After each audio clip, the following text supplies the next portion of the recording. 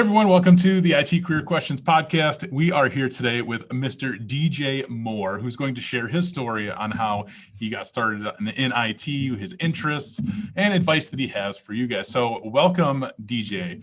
Thank you for being on the show. Thank you for having me on, Zach. Absolutely. So just to kick things off and kind of how I got started in IT, I had always been interested in computers as a kid, as many of us are, but I didn't know for the longest time how to actually, say, break into the field or get into the field. And I was working overseas. I was working in Kuwait at the time, and there was a gentleman there who was working on the old POT system, just the plain old telephone system. And he was telling me about this A+ certification that he had gotten in 1992. And this was around 2009. So he's telling me all about it, and we're in the PX, and he picks up this magazine, and there was a CPU on the front that was the pad grid array instead of the other style. Mm-hmm. And he was like, "Oh, this is new." And it just kind of clicked. Like, he got this in 1992. It's a lifetime cert. I didn't know that at the time, but he had not kept it up. But that in turn sparked my interest, and I started looking at different certifications. At the time, I wasn't actually in IT. I was doing something unrelated.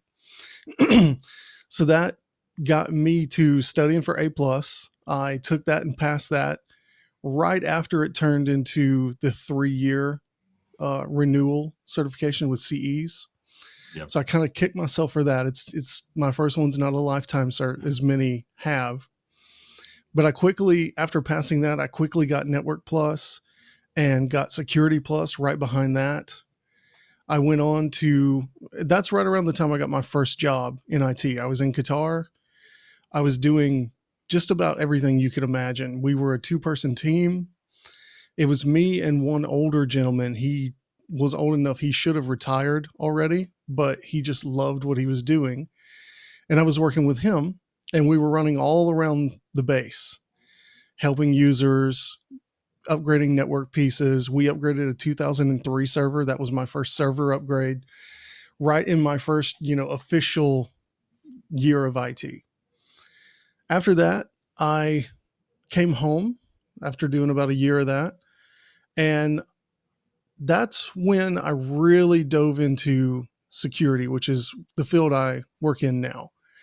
I ended up getting Security Plus not too long after coming home, and really fell in love with security and all the different aspects of it. And where I was working, no one wanted to touch it.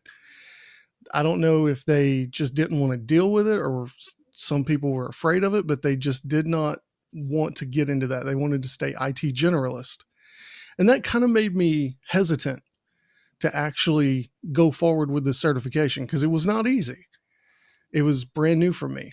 But I studied for about 6 months, went and sat for the test, scared to death I wasn't going to pass it, and I ended up passing it. Not long after that, I think about a year, I went and got CEH, because I had these weird dreams of joining a penetration testing team, right? And breaking into things and hopping fences and doing all the cool stuff. But it turns out that there's more jobs on the other side of that fence. There's more jobs on the blue team side than there really are doing the cool red team stuff. And quite honestly, it's a little bit easier to get into the blue team, because a lot of people that are on the blue team come from networking. They come from sysadmining.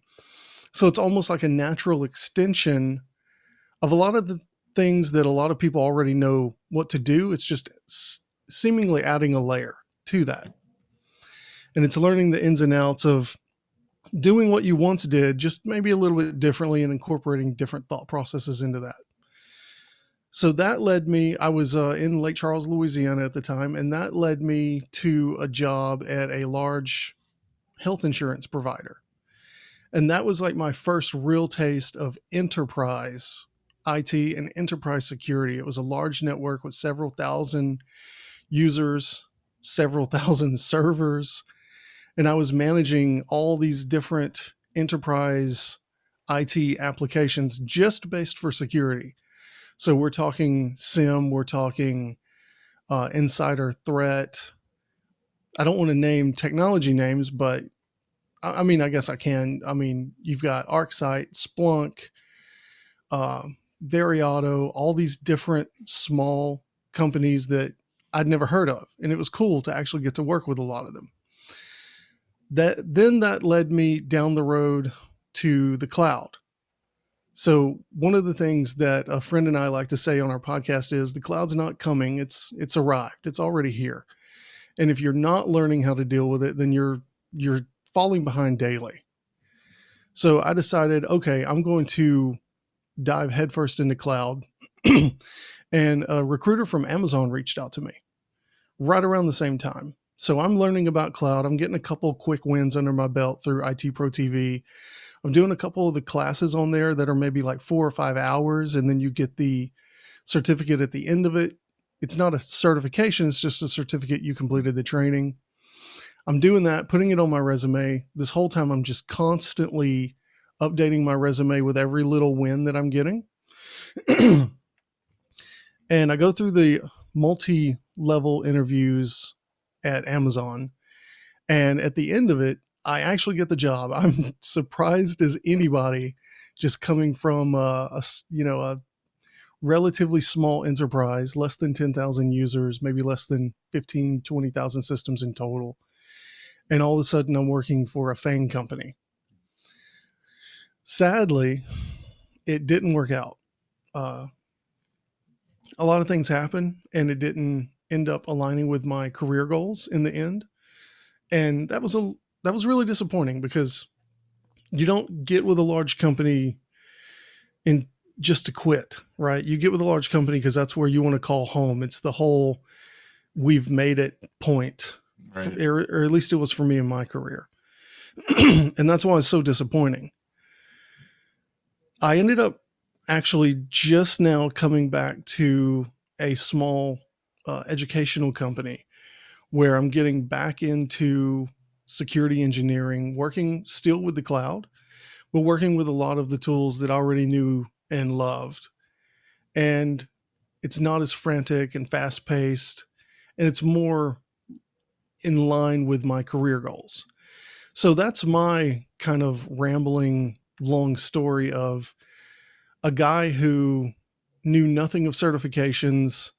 I was overseas constantly trying to get into IT, applying for jobs, but never getting anything because I didn't have that prerequisite, learning about certifications, and then just hammering out as many as I could on my own dime, in my own time. It wasn't until Security Plus did the company start paying for my certifications. But I mean, you just got to go out there and get it, right? Yeah, for sure. So let's take it back a little bit. So you weren't working in IT, you were interested, and then you'd started studying for your certifications. How long was it, from that point where you decided, like, I want to work in IT, I'm going to go for these certs? How long did it take you to get your first job after that point? And like, where did the certification completion fall in line with that? So I had A+. I'd had A+ for probably a year, and I just passed Net Plus. And I was still in a different role. I was assisting on-site IT people at these sites, just learning what I could and helping them out. There was one guy who came to Oman who did Cisco, and he was constantly saying, "Oh, you got your A+ and your Network Plus. Man, you should go get Cisco." And I always looked at that like, oh, that is so daunting. So I never went and got it. It's still not on my resume. But that inspired me to finally get into IT. Like, I've taken enough certifications that here's a person recommending that I go tackle something like Cisco, which was just this mountain ahead of me that I didn't think I could ever climb. But here he's recommending it. So he actually helped me speak with someone who was managing IT in that country. And that person decided they were going to take a shot on me because I'd gotten the 2 certifications. We did some phone interviews. He actually flew down to the city I was in and interviewed me there. And after that, it was a couple more months, but they made me, when that contract opened up, they made me an offer. And that was kind of my first official gig was when I was I went to Qatar for that job. Awesome. So it had been a couple of years after getting your certs that you'd even got into the field, but you were somewhat working in a related type of field assisting prior to this. So you're kind of building up your experience pool in a way. By at least you're able to have some verifiable experience in this, it's probably some of these technologies and things that you've done assisting. So I'm sure that was definitely very helpful for sure. Oh yeah. Well, also because I was helping this person, they were able to vouch for me. Right. Like I was constantly pinging him with questions, and he was teaching me along the way. I was learning a little bit of Cisco kind of by force, and that him making that connection really helped. Because without it, I would have just applied to that job blindly and probably not have gotten it. Right. So, I mean, that goes to show networking really can make a difference. For sure. 100%. I couldn't agree with that more. I mean, I tell a lot of, my viewers that too. Networking can be pivotal to helping you either start your career or just, go further in your career for sure. Mm-hmm. So, now you said you're kind of back to the cloud security engineer. That's your current position right now. Back to doing stuff that you enjoy, right? What is it that you find on a day-to-day basis in that position that you enjoy the most? It would be probably the ability that I'm able to take an idea, almost like architecting to a degree. I'm able to take an idea, go through implementation, and implement a solution for a problem that a business has.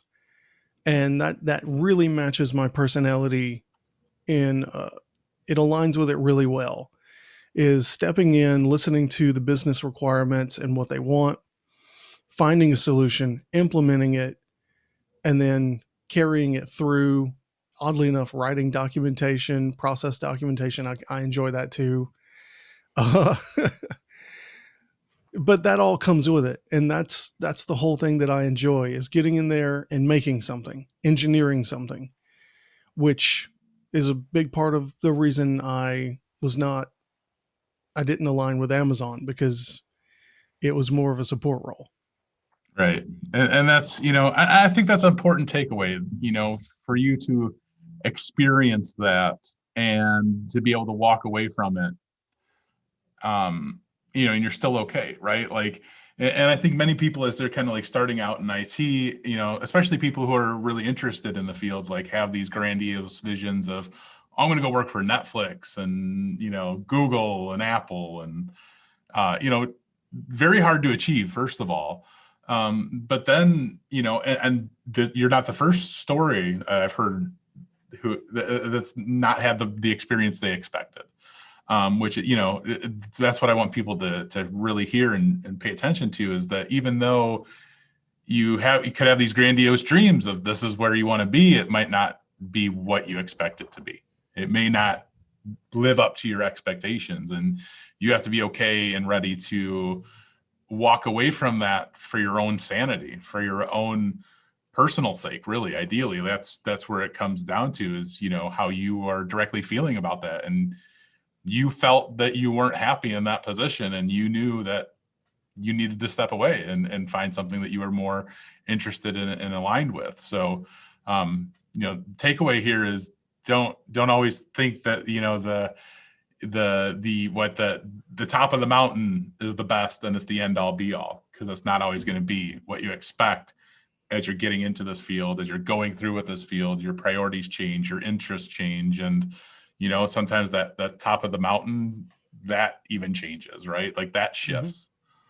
So I love that you went through that. I'm sorry that you went through that, but I'm glad that you're able to share that though. And, showed that you can walk away from it successful still. Yeah. And for the longest time, I always felt that getting with one of those companies was the goal. Earning more was the goal. I was kind of chasing the salary along with the prestige of the name, like an Amazon or an Apple. like, oh, those are so cool. But what I didn't realize was essentially when I left my former company to go to Amazon, I was a senior engineer at that company. And I didn't realize that due to my lack of cloud experience, especially in AWS, I had more Azure than anything. I was essentially starting over. So that position was kind of on the ground floor. It wasn't necessarily the lowest position. There were several below it, but in terms of starting in the cloud, it wasn't a high level position. And that's something that I didn't realize going in, because they ask a lot of hard questions, as you might imagine. Like you said, it's not easy to get in. There were, I think, 7 interviews in total, and that's excluding the very first kind of computer-based assessment you have to take on prioritization. So you go through these interviews, and there's 4 interviews in one day, and they're almost back to back and an hour long each. And they're asking hard questions. They're saying, okay, just for example, and these are online, so it's not like I'm sharing something that is fundamental to how they operate. But they would ask you something that they use the onion layer approach. So they would say, I have a server and customers haven't been able to access it for the last 15 minutes. I'm losing $2 million a minute that it's down. What's going on? How would you fix it? Walk me through it. And you just have to start peeling back the layers. And they don't give you a lot of feedback if you're thinking, well, okay, I need to check on the server. Do I have access to the server? No. Okay. Do I have DDoS prevention? I don't know. Like, how can you verify all this? They just leave it so open-ended, and you go through 4 hours of that. And you're like, when you're done with it, you're like, oh, I'm going to save the world in this job. And you do a lot of cool advanced things. Don't get me wrong. But if you want to build things and make things and like leave a legacy and have something last, and you look back 2 years from now and say, I helped implement that program and it's helped turn this company around in their security posture, you're not going to get that in a cloud support position. You're going to be essentially helping customers like me build those solutions, and it's going to be from one solution to the next. Right. Yeah. So I think as people go on in their careers, they're gonna, as they're listening to this, they're gonna fall back and relate to that 100%. You know, I definitely feel that. It's a great story. So what advice do you have at this point? You know, it's 2021. The entire landscape of IT really has changed dramatically. Well, the world, honestly. What advice do you have for people now who are looking to get started in IT? So I feel like there's been a rather large shift. I mean, just in the last maybe 5 years. When I was getting into security, it was all about securing kind of your local area networks or your corporate networks. You'd put in good firewalls, make sure the rules are right. It was all sort of building the moat around the castle. Well, especially with the pandemic last year, kicking everything off and everyone going remote.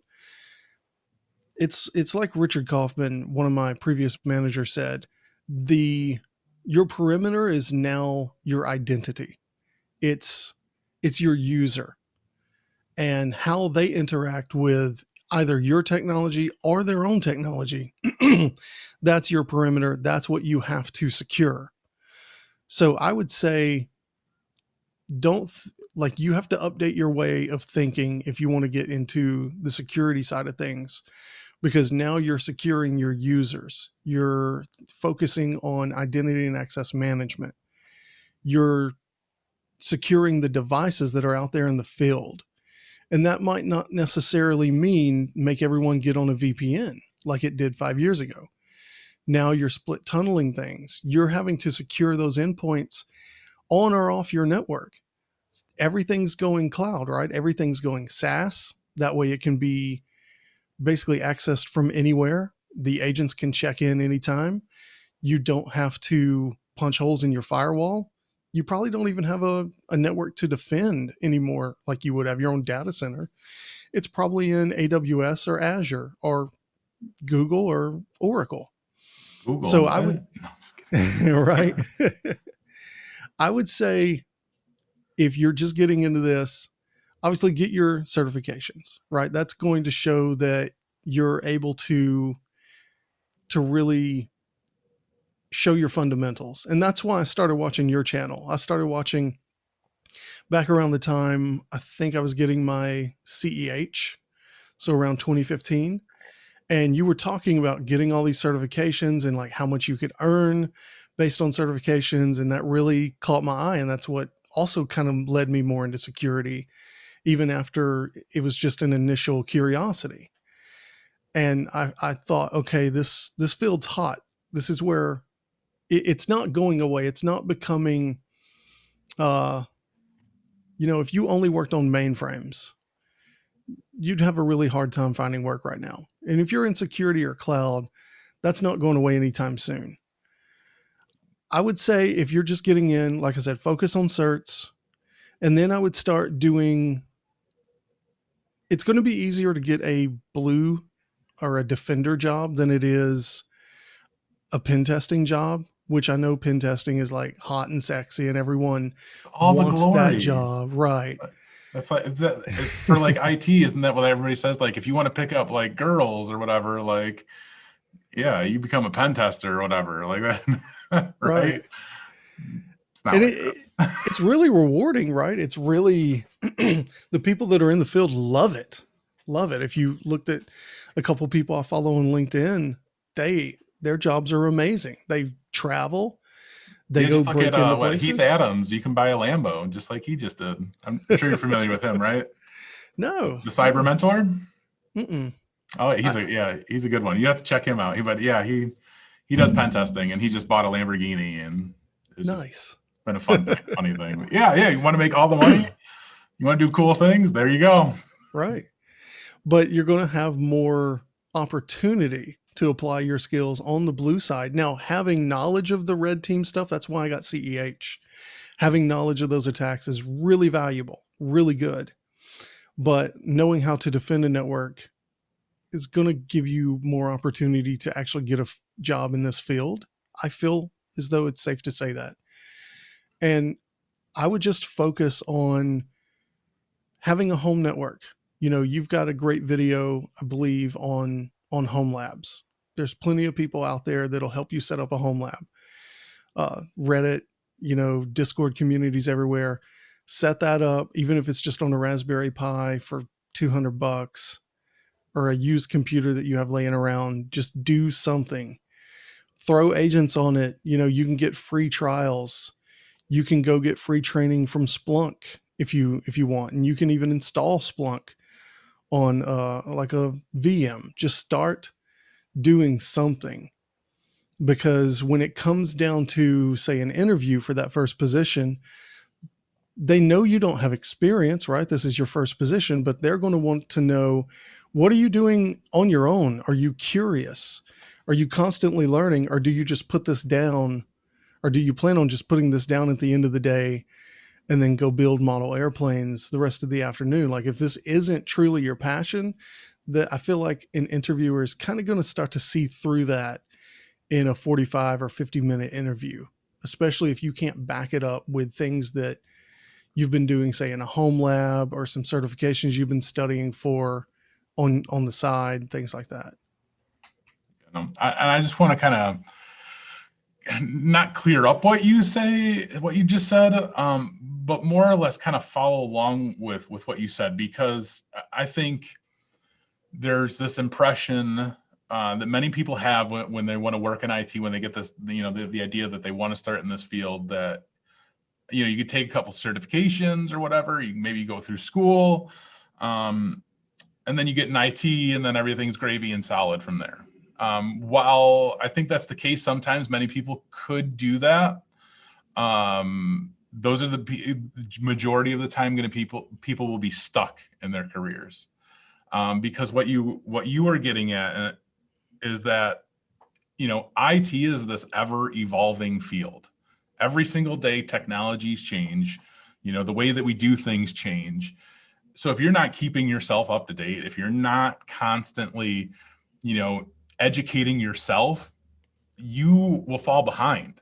And that's just the nature of the game. And that's not to deter anybody away from this field, because believe me, you can work a help desk job your entire life if that's all you're interested in doing and that pays your bills. Like, that's fine. You could do that. But if you're this person who, I think a lot of people, when they think of IT, wants to make really good money and wants to do something exciting, that actually requires you putting in the work. Like, you actually have to take your time, after hours sometimes, to be learning these things and keeping yourself up to date, because that's how you advance your career. That's how you would become a better professional, a more valuable professional.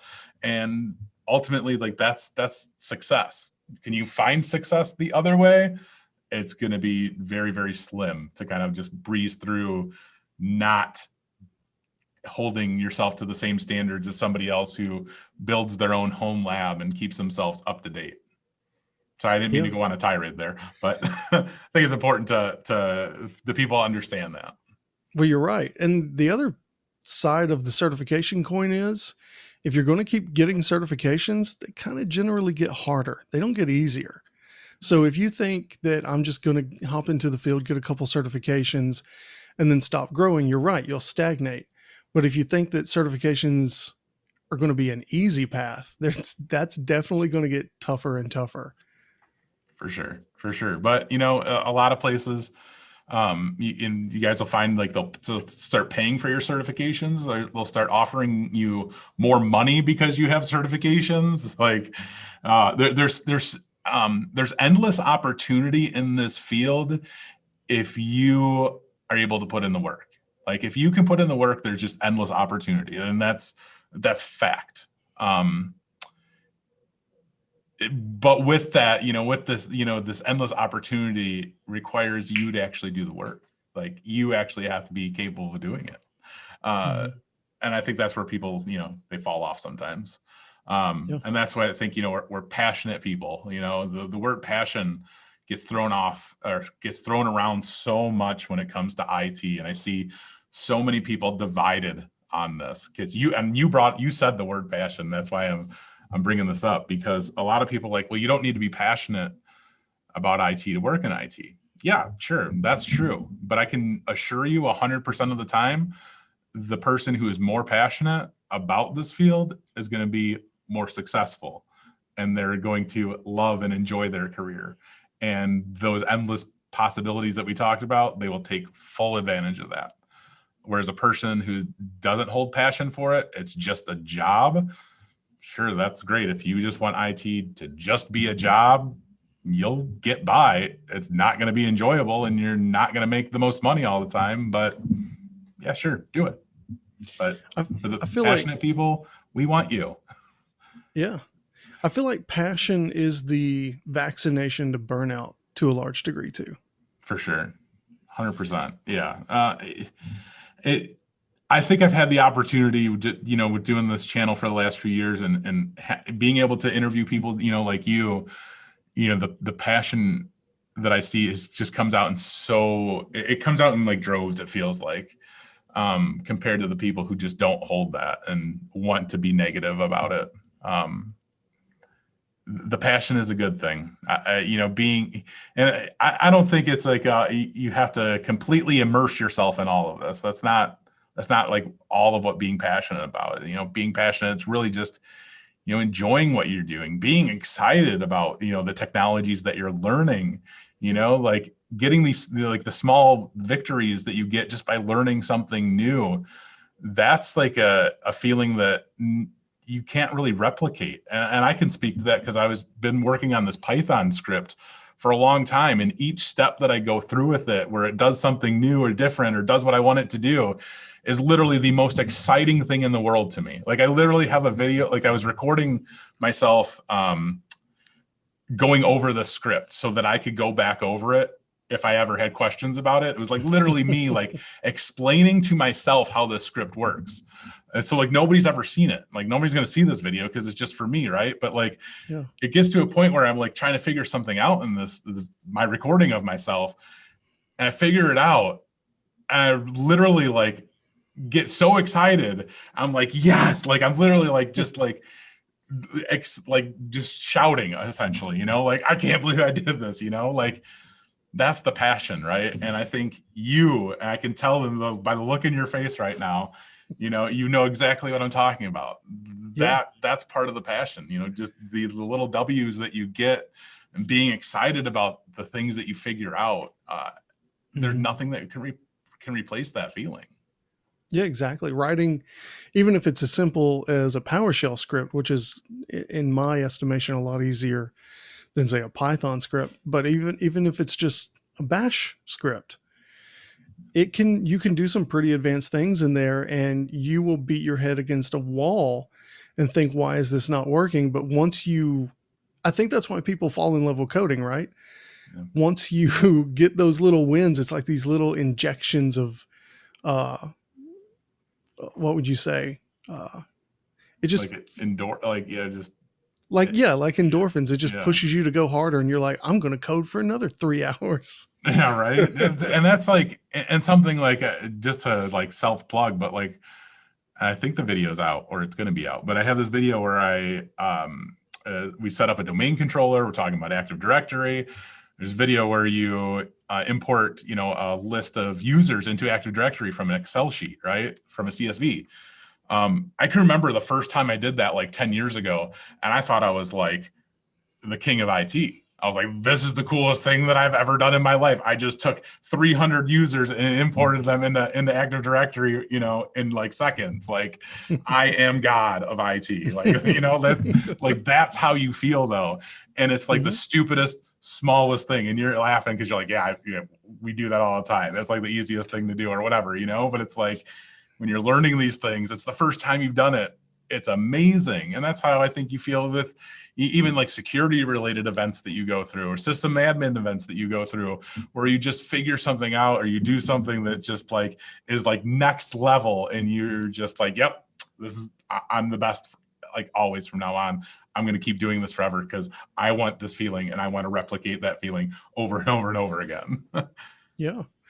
One of the ways that I've been able to re-experience some of that is my friend and I, Ian Trimble, we host a podcast in our spare time just about IT, but then he started teaching as well with one of the local colleges, and it's all remote. And he's like, you should come join me. I was like, well, I've never taught before. He's like, no, it's fine. You'll be, like TA or secondary. You won't have to do all the teaching. Just try it. And I think you're going to see why I'm asking you. Okay. So I tried it out, and he nailed it. He was right. It is one of the most rewarding aspects or one of the most rewarding things I've done in my career is giving back to people who want to learn security and IT, because that's what we're teaching. We're teaching like intro to cyber, Microsoft, all that kind of stuff. And when you see someone who is just struggling, I was teaching how to do subnetting, like in your head, which is really hard. Yeah. And I was teaching them, and I was like holding up a piece of paper and like writing stuff down, and I was trying to show them. And one poor person, it just wasn't clicking. And I was just racking my brain, and I just held up 4 fingers, and I was like, okay, this finger represents this finger represents this. And we were literally just going down through there. And by the time we were finally done, it clicked. And he's like, I think I'm starting to get it now. Okay, I kind of understand that, you have to move and rearrange bits, and that those numbers represent bits. And it was just finally coming together. And that was rewarding for me. And that's exactly what my friend was talking about. When you're in a class and you see someone struggling with something, but then you see their eyes light up like, oh, I understand now. I've done this now. We were teaching them EtherCap and how to perform man-in-the-middle attacks in an intro class. We had a Windows VM and a Linux VM. I would say probably 70-80% of them had never used Linux before, but here we were walking them through, and you could just see, when they finally performed the man-in-the-middle attack, they were like, I am the attacker. Yeah. I'm dangerous now, right? Let me put up my hood. Let's go. Right. Yeah, right. Yeah, for sure. But that's a great feeling. I can completely relate to you and how you feel and seeing that. And even, when you're working like, more entry-level roles, like you get to experience things like that with your end users too. It's very, very rare. But you get to experience that too, where like you're helping out an end user with some like ridiculously simple issue or whatever it is. And you're like, oh my God, I can't believe I'm doing this. But you're taking the time and you're working with them to walk them through what's going on. And by the end of it, they're like, I understood what you did. And now I'll never call you again because now I know what to do. And you're like, thank you. It's like that. Those are some of the greatest feelings for sure. I love that. That and just finding a way to give back has been, and I'm sure you go through this almost every day with your channel. When someone says thank you for helping them or inspiring them to go do something, that's more rewarding than almost a paycheck if you didn't need money to live. Right. Yes. No, I agree. The thank yous and messages that I get, they're overwhelming because I don't want to go on a whole tirade. I love helping people. That's why I'm here. So like when I get the thank yous and those messages, it's just like reassuring, like, okay, like we're doing good. We're doing good. Because I want to see people succeed. I want to see people do better than I've done working in IT. And that's kind of where my channel, there's the background behind it. Like, let me just help you like get further than I ever was able to, or, just do better by us sharing this information, by me bringing on guests like you who can share their story and their advice. This is what's going to make you a better IT professional for sure. Like, this is the stuff that like we probably wish we had as we were starting out, many moons ago. So I hope this is always helpful for people for sure. Have you heard Network Chuck's story of like, not necessarily how he got into IT, but how he progressed? I mean, I probably have, I'm sure, but which part, I guess, were you referring to? Well, it goes back to the value of certifications. Oh, yeah. So he talks about how he got his CCNA and that got him to a certain level of income with a certain job. And he was like junior network admin. Then he got another something on top of CCNA. I forget what it was. Because, they have all the little certifications you can get on top of it. And every time he would get one, it would either result in him switching jobs or at least getting a bump in pay. He was able to leverage that with his employer, maybe to get a better title or higher pay. And now, he went from maybe 60s starting out in, I think, less than 5 years. He had made his way into a 6-figure income. Like that's the power of IT, is being able to rise rapidly if you are willing to put in the work and get the certifications. And it's also one of the very few fields that I'm aware of where you can make a 6-figure income without a college education and have a lifelong career. You're not having to kill your body doing crazy stuff, working offshore to make good money. Right. Yeah. And that is, I think, a huge takeaway too, that, people should understand and, be aware of. I think a lot of people get interested in this field because they hear all the time, oh, you can make 6 figures. Like you're going to make six figures in no time. Well, you can make 6 figures, but you got to put in the work, and you don't need the degree, which I think is extremely, important for people to understand. There's, not all the jobs require a degree. And even still, if they do, you should apply anyway, because you never know. You never know what's going to happen. I've applied to there was one specific job I remember applying to. it was probably 10 years ago that it required a degree. But I applied anyway. I got the job because the other candidates that they have just weren't what they were looking for. Happens. Mm-hmm. And I'll just say, I'll throw this out there too. I don't have a degree. I have been lucky. I told you my story of how I got into it. And I mean, I was picked up by Amazon of all companies. And usually those larger companies require a degree. A lot of the people that I was working with had degrees, but just due to time in experience and my ability to interview as well, led to a position with that company. And there are some incredibly smart people. Every day I felt more and more ignorant the longer I was there. But I mean, you don't have to have a degree to make it in this field. That's what I'm trying to say, even to get with the larger companies. Oh, for sure. For sure. Well, cool, man. I appreciate you coming on, sharing your story, sharing your advice. Is there anything that you want to add before we wrap things up here? I just say, like I was mentioning earlier, get your certifications, show your fundamentals.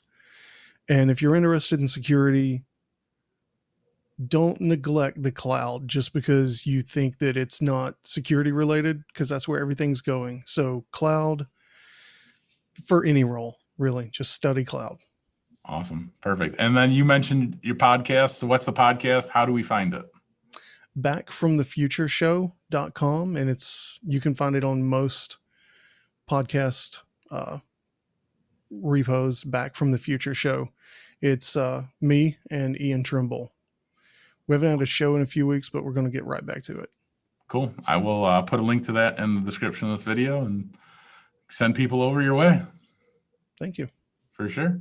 Thank you for being on here, man. I really appreciate it. And I hope everyone has a great day.